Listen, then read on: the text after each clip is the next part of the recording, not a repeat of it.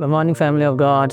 एक बार फिर से आपका स्वागत है आज के इस मॉर्निंग डिवोशन में। आज का वचन पाया जाता है 1 कुरिन्थियों उसका 11 अध्याय उसकी 23 पद से 25 पद तक। क्या पौलुस ऐसा कहता है कुरिन्थी के कलीसिया को कि यह बात मुझे प्रभु से पहुंची और मैंने तुम्हें भी पहुंचा दी।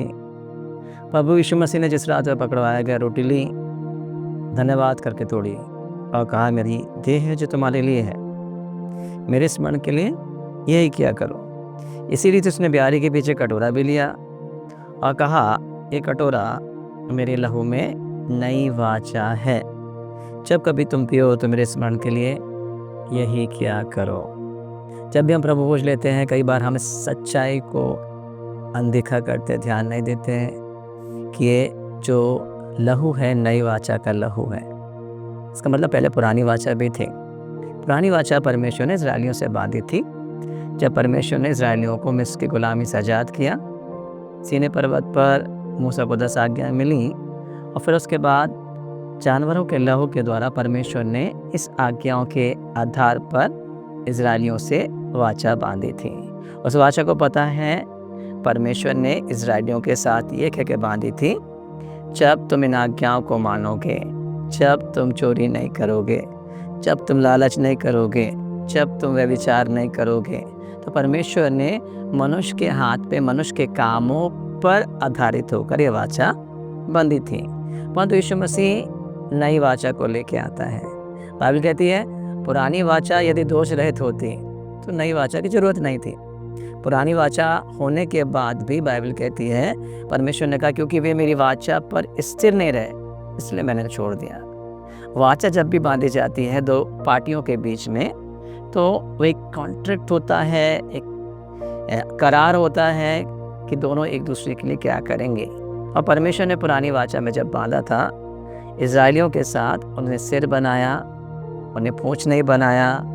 उस देश में लेके गया जहाँ दूध मधु की धारा बहती है, और वो कनान देश उनको दे दिया।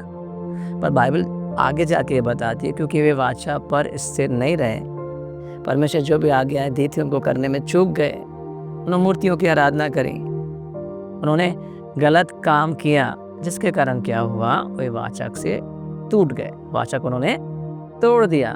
परमेश्वर ने वाचा को नहीं तोड़ा था, उन्होंने वाचा को तोड़ा, इसीलिए परमेश्वर ने उन्हें छोड़ दिया। वाचा टूटने के कारण क्या होगा, परमेश्वर का अनुग्रह, परमेश्वर की सुरक्षा, परमेश्वर का भरपूरी उनके जीवन से अलग हो गई। शत्रु उनको सताते थे, शत्रु को लूट के ले जाते थे। बार बार आप देखेंगे, बार बार वे लोग वापस लौटते, बार बार परमेश्वर उन पर अनुग्रह करता।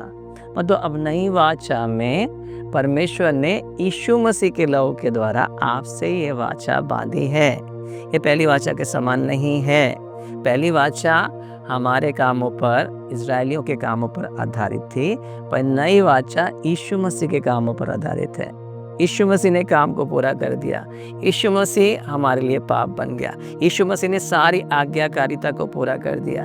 यीशु मसीह पर विश्वास करने के द्वारा आप इस वाचा से जुड़ जाते हैं, और जो कुछ यीशु मसीह का है इस वाचा के कारण आपको मिलता है। यहाँ पे लिखा हुआ बाइबल में इब्रानियों उसके 10 अध्याय में 14 पद से पढ़ रहे हैं, क्योंकि उसने एक ही चढ़ावे के द्वारा उन्हें जो पवित्र किए जाते हैं सर्वदा के लिए सिद्ध कर दिया। और पवित्र आत्मा भी ये गवाही देता है जो उसने कहा था कि प्रभु कहता है कि जो वाचा मैं उन दिनों के बाद उनसे बांधूंगा वह यह है कि मैं अपने नियम को उनके हृदय पर लिखूंगा, उनके विवेक में डालूंगा। ये कोट कर रहा है यिर्मयाह 31 अध्याय में, जब परमेश्वर ने पहले से ही कहा था कि मैं इस्राएलियों से नई वाचा बांधूंगा। ये पुरानी वाचा के अनुसार ये योग्य नहीं है। पुरानी वाचा इनको दंड देती है, पुरानी वाचा इनको मारती है, पुरानी वाचा इनको नष्ट करती है, पुरानी वाचा इनको आशीष से अलग करती है। इसलिए परमेश्वर ने नई वाचा को लेकर आया है, जो यीशु मसीह के लहू से एक मध्यस्थ यीशु मसीह हमारे महायाजक के द्वारा परमेश्वर के साथ बांधी गई है। पहली वाचा में मध्यस्थ कौन था? मूसा था, जो इस्राएलियों के साथ बांधी गई थी।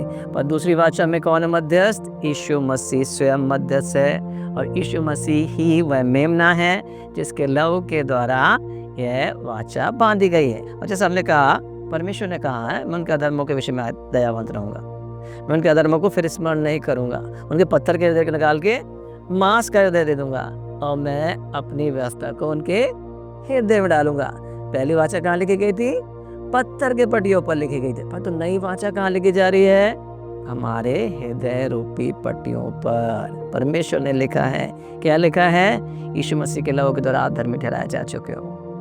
यीशु मसीह का लहू हमारे अधर्मों के लिए, पापों के लिए, शापों के लिए बहाया जा चुका है। अब हम अपने कामों के द्वारा नहीं, परंतु यीशु मसीह के कामों के द्वारा धर्मी ठहराए गए। फिर से मैं एक वचन को पढ़ रहा हूँ आपके लिए 10 अध्याय के 14 पद में, कि उसने एक ही चढ़ावे के द्वारा उन्हें जो पवित्र किए जाते हैं सर्वदा के लिए सिद्ध कर दिया। सर्वदा के लिए सिद्ध यानी सर्वदा के लिए पवित्र कर दिया है। इसलिए अब परमेश्वर का पवित्र आत्मा हमारे अंदर वास करता है, हमें छोड़कर नहीं जाता। पहले पुराने समय में पवित्र आत्मा था, परमेश्वर के दासों पर, नबियों पर उतरता था, जाता था। परंतु याल कह रहा है कि परमेश्वर का पवित्र आत्मा अब हमारे जीवन में आता है कि हम सर्वदा के लिए शुद्ध कर दिए गए हैं, पवित्र कर दिए गए हैं। हमेशा हमेशा की धार्मिकता हमको मिल गई है। ये हमारे कामों के कारण नहीं हुआ, परंतु किसके कारण हुआ? हमारे विश्वास के कारण। परमेश्वर ने यीशु मसीह में काम पूरा कर दिया है, पर ऑटोमेटिकली आप इस वाचा में नहीं शामिल होते।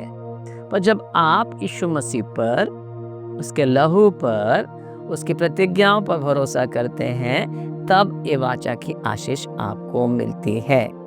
तब आप वाचा के अनुसार परमेश्वर की संतान बन जाते हैं। तब ये वाचा आपको नई सृष्टि बना देती है। तब ये वाचा आपको धर्मी ठहराती है। तब ये वाचा आपके जीवन में परमेश्वर के आशीषों को लेके आती है। तो याद रखें, जब भी आप प्रभु भोज की तैयारी में शामिल होते हैं, याद रखें प्रभु यीशु मसीह के लहू से ये वाचा बांधी गई है, जिसका परमेश्वर बहुत आदर करता है, जिसे कोई नहीं तोड़ सकता।